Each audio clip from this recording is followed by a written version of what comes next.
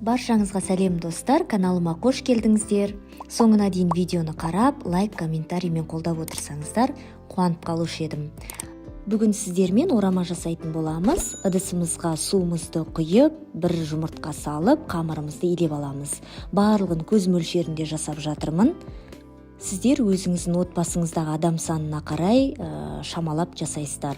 Қамырымызды жақсылап илеп, қатты емес, жұмсақ емес, орташа мөлшерде тындырып қоямыз.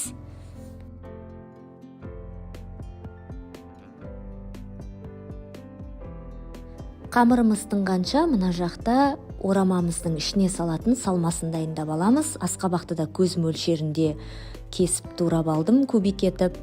Кішкене қара бұрыш, тұз және де пияз, картоптарды біршама турап, майдалап, жақсылап араластырып аламыз. Балам етті жақсы көрмейді, сол себепті ет фарш салмайым деп шешкен едім, бірақ кішкене дәмі шықсын деп кешкентай ғана салып жібердім. Енді сіздер өздеріңіз шамаларыңызға қарап көресіздер.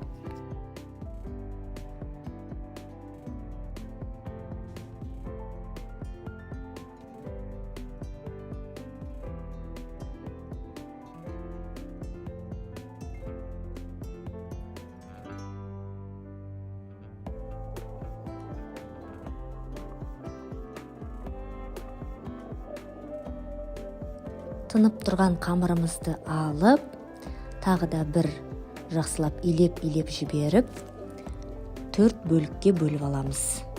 Мен өзім 4 манты қасқанның 4 бөлігіне бөліп салғым келді, кішкене зуалай етіп, ал сіздер үлкен бір зуалай етіп, пышақпен кесіп алуға да болады қамырды, әлде 2 зуалай етіп жаюға да болады. Мен 4 бөлік маған ыңғайлы болғасын осылай жасадым.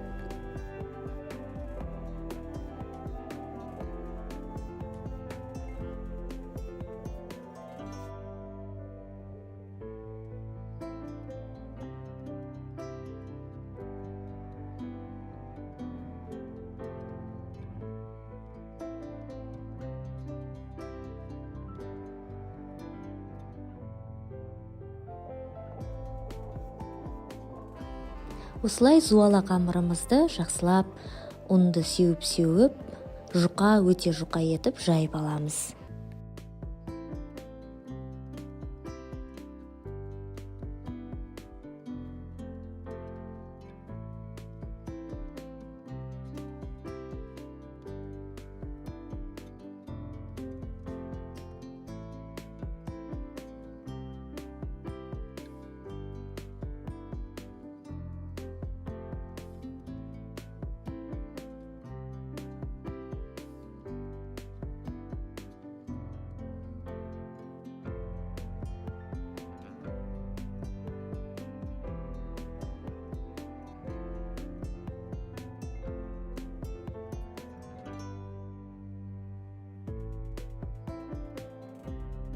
Жайылған қамырымызды жақсылап майлап, біркелкетіп майлап, жаңағы салмамызды саламыз.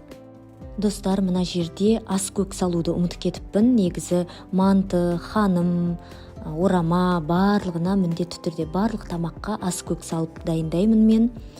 Балаларым өте жақсы көреді, сол себепті мына жерде ұмытып кетіппін. Қазір салып араластырып алдым арасында. Бұл менің мұздатқышқа қатырып қойған ас көктерім. Осылай пайдаланамын. Дайын болған салманы жайылған қамырымызға біркелкі етіп салып шығамыз.